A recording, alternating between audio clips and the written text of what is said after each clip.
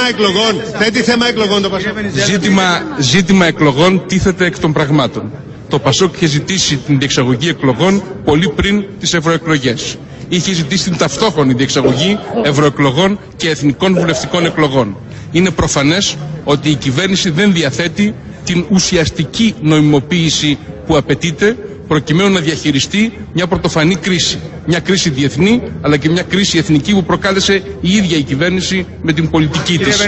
Υπάρχει πρόβλημα δυσαρμονίας. Υπάρχει πρόβλημα ουσιαστικής δυσαρμονίας μεταξύ της οριακής κοινοβουλευτικής πλειοψηφίας της Νέας Δημοκρατίας και του πραγματικού συσχετισμού δυνάμεων στο εκλογικό σώμα.